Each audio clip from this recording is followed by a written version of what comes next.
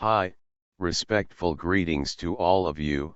I hope you are all doing well this year too. I would like to keep focus and constantly remember that Jesus Christ does not want us to be docile, brainwashed, and slaves to do just work and pay taxes and fees, to stay impoverished and not own anything, to put up with lies, cheats, and corruptions. Jesus Christ wants us to not overlook facts, and this way to be compliance with the committed crimes by psychopathic people of any social class, position, background, wealth, education, or family ties, crimes committed in our very eyesight and our knowledge. Being Christian does not mean we have to stay and suffer. Let's follow courageously his example. Today I would like to tell you a story based in reality and affects only the useless eater working class type.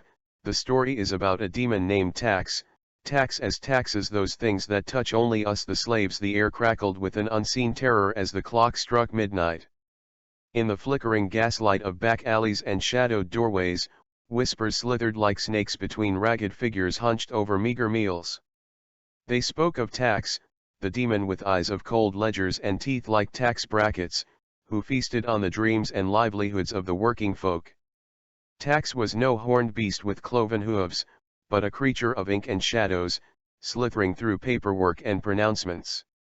He lived in labyrinthine courthouses, his laughter echoing in hollow tax code chambers. He spoke in legalese and jargon, his pronouncements of doom for the already downtrodden. His eyes, twin columns of numbers, could track the meager earnings of a cobbler from across the city. His teeth, sharpened on loopholes and exemptions, could gnaw away at a shopkeeper's savings in a single audit. The wealthy, however, were cloaked in an invisibility spell woven from offshore accounts and shell companies. Tax couldn't see them, couldn't touch them, couldn't even whisper their names without a tremor in his inky voice. One such soul was Anya, a baker with flour-dusted cheeks and a heart full of yeast. Her oven glowed warm against the encroaching chill of Tax's presence. Every crusty loaf, every sweet roll, was a defiant act against the demon's hunger. But each rising sun brought another gnawing worry, the taxman's knock. The knock came, as it always did, with the dawn. A hunched figure in a charcoal suit, eyes glinting with calculations, clipboard heavy with Anya's hopes and dreams. His smile, when it came, was a ledger of misfortune, promising years of toil to repay debts conjured from thin air. But Anya, fueled by the whispers of her fellow sufferers, refused to bend. She baked bread infused with rebellion, pastries sweetened with resistance. Each bite, shared amongst the weary and downtrodden, was a spark in the growing fire of defiance. The whispers became a roar, a chorus of hammers against the courthouse gates.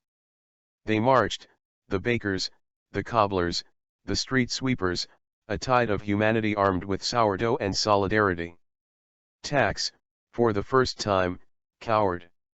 His eyes, overwhelmed by the sheer number of lives, flickered and blurred.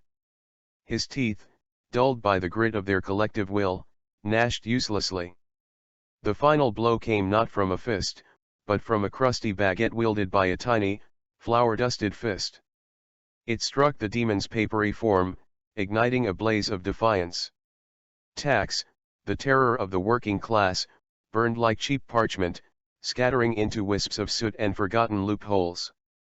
As the smoke cleared, the sun rose on a new dawn. The courthouse stood, but its doors were open, the ledgers empty.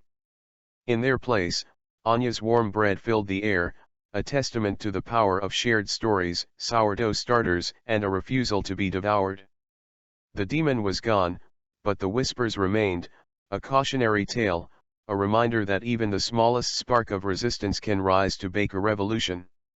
Dear listeners, don't despair, we have hope if we unite and apply the concept of one for all and all for one, because this demon enemy and also our savior is the exorcism named Fair Tax, who is coming from the land of fairtax.org to save us if we just ask for his help. Thank you for watching, God bless you.